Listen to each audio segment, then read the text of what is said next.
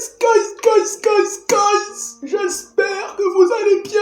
En tout cas, moi je suis d'humeur massacrante. J'ai la pêche aujourd'hui, bien évidemment, rien à voir avec Manchester United, je vous dirais surtout businessment parlant. À la base, j'avais pas prévu de faire de vidéo, mais puisque l'humeur a changé, je me suis dit pourquoi pas? Why not? Dans cette vidéo, nous allons parler de Rashford, de Casemiro, de Zerzi et enfin d'Alvaro Fernandez. Let's go!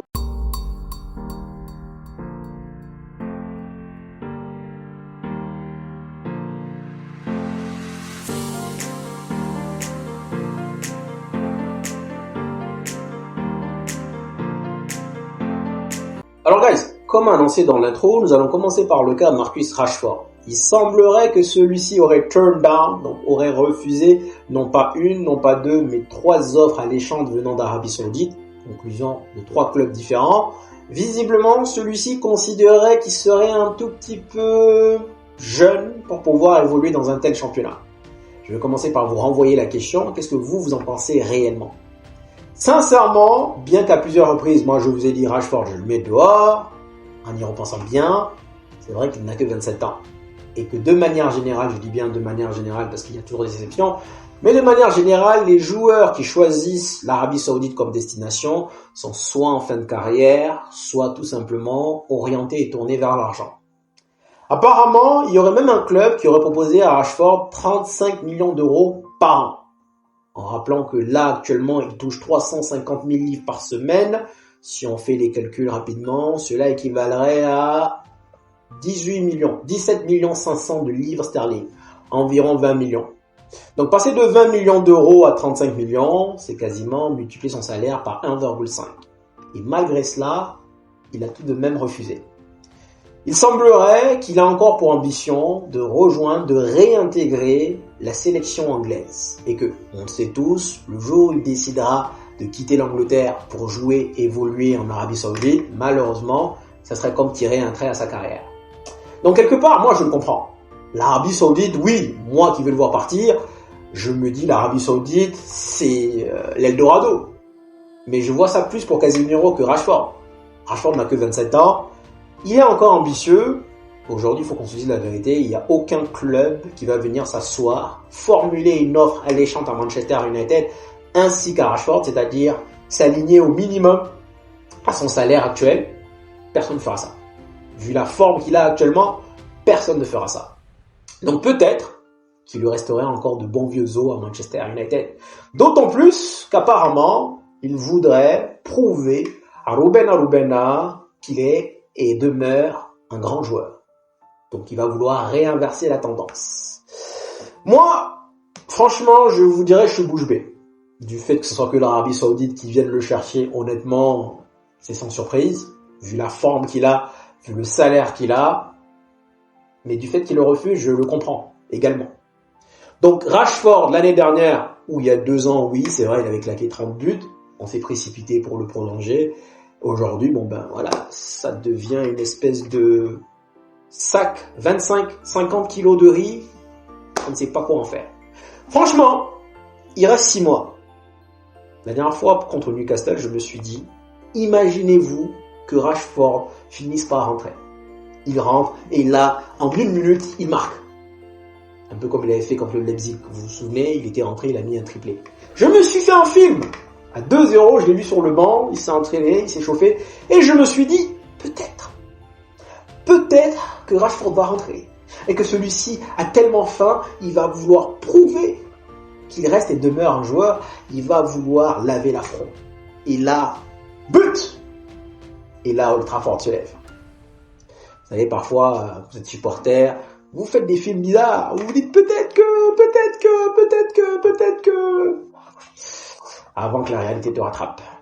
Donc, mais ce que je veux dire par là, c'est que même s'il avait marqué le but, un but, voire même un doublé, il avait redonné forme à Manchester United et que derrière on finisse par gagner le match 3-2,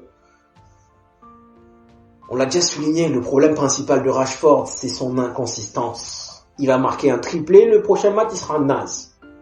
Donc, en réalité, quand on parle de Saka, quand on parle de Ronaldo, quand on parle de Messi, quand on parle de Lewandowski, quand on parle de Benzema, quand on parle de tous ces grands joueurs-là, Ils ne sont pas là qu'à des instants. Ils sont là sur toute une saison. Donc moi, Rashford, si demain, il arrive à nous faire 6 bons mois, 6 excellents mois, je prends. Hein. Je vous le dis tout de suite. En réalité, je l'ai déjà dit, mais je vais le répéter. Moi, ce qui m'intéresse, c'est Manchester United. Je m'en fous du reste. Donc aujourd'hui, j'ai peut-être craché dans la soupe. Je vous ai dit Rashford, j'en veux pas. Et je maintiens toujours ma position. Mais dans le cas où Rashford nous effectuerait 6 bons mois, je prends. Je me dirais, ça serait un bon moyen pour moi de le vendre derrière. Mais ce qui est sûr, cela va être très difficile, très compliqué pour que Rashford finisse par nous quitter. Malheureusement, j'ai envie de dire. Après, comme vous le voulez, hein. Il y en a qui vont dire heureusement. Moi, je dis malheureusement parce qu'encore une fois, je sais qu'il est capable de marquer 1, 2, 3, renverser le match quand il a envie. Mais Rashford, son attitude m'agace. Quand je vois Rashford parfois en mode je marche, en mode je suis tristouné, je suis pas content, je suis là, je fais ma tête de dépressif. Et tu es payé 350 000 livres par semaine. Tu es censé jouer pour le club de ton cœur. Alors pourquoi est-ce que tu arrives, tu nous fais une tête de genre... On a l'impression qu'il n'est pas heureux. Et moi j'ai pour obligation de ne pas forcer les choses. Celui qui n'est pas content, merci, au revoir, salam alaikum. Donc les gens sont là en train de nous dire ouais, Rashford doit rester. Mais la question qui se pose, la question qu'il faut se poser, c'est est-ce que oui ou non, Rashford vous a dit qu'il était heureux? Le Rashford que moi je vois sur le terrain de Manchester United, j'en ai pas l'impression. Maintenant, demain, il peut quitter, il peut aller à Barcelone, il peut aller au Real, sous forme de prêt, parce que ça c'est une alternative, dont on n'a pas encore parlé.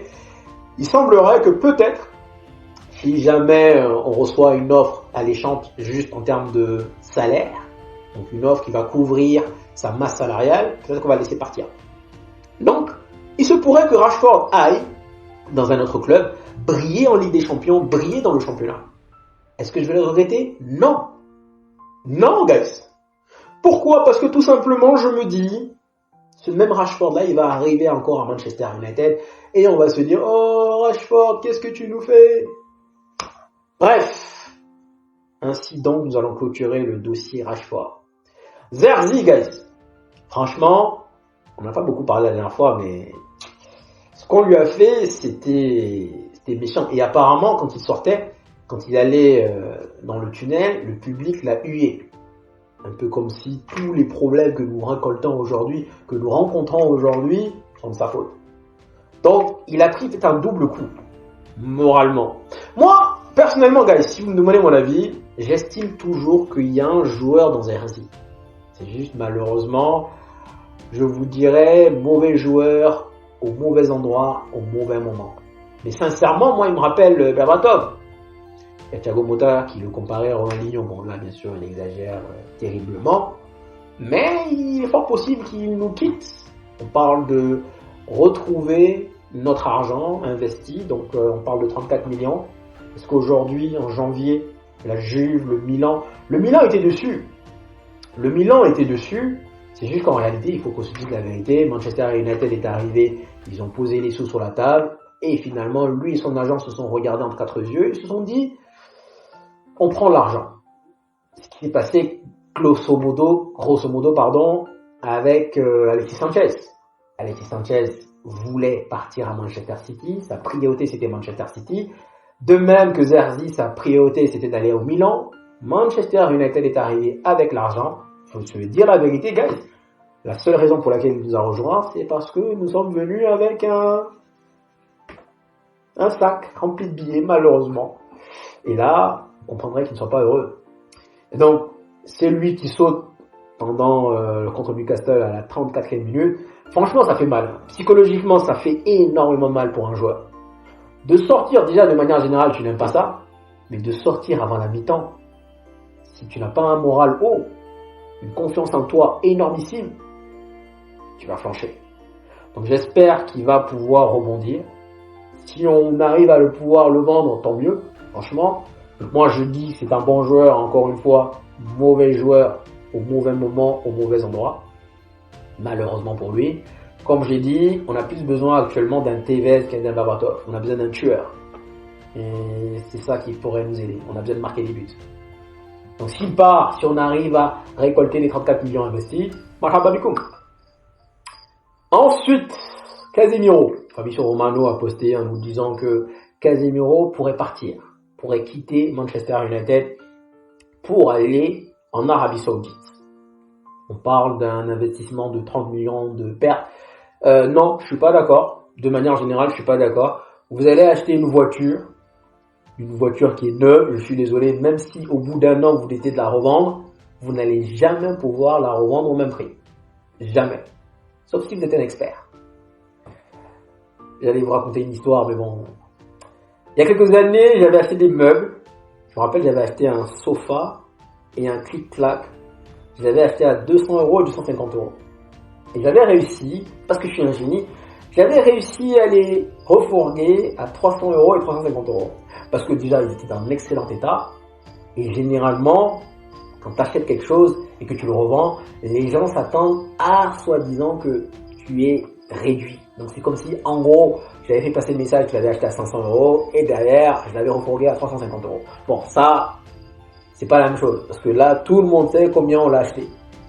Mais donc, généralement, si aujourd'hui on arrive à pouvoir le revendre à 30 millions, franchement, marhaba bikoum, guys. Casemiro doit partir. Maintenant, encore une fois, la question se repose. Est-ce que lui, il est prêt à quitter Manchester United? Est-ce que lui, il est prêt à quitter le bord afin de rejoindre l'Arabie Saoudite? Contrairement à Rashford, je vous dirais oui, probablement. Lui, il a tout gagné dans sa carrière. Il a gagné 5 Ligues des Champions. Il a gagné la Liga à maintes reprises.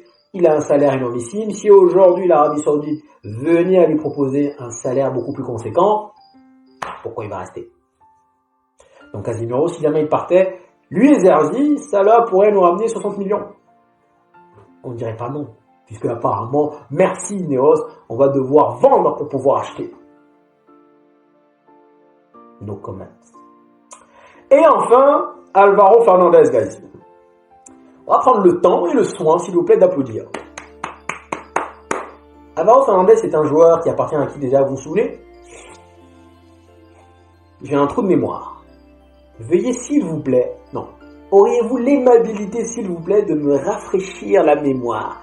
Alvaro Fernandez, il était joueur de quel club déjà?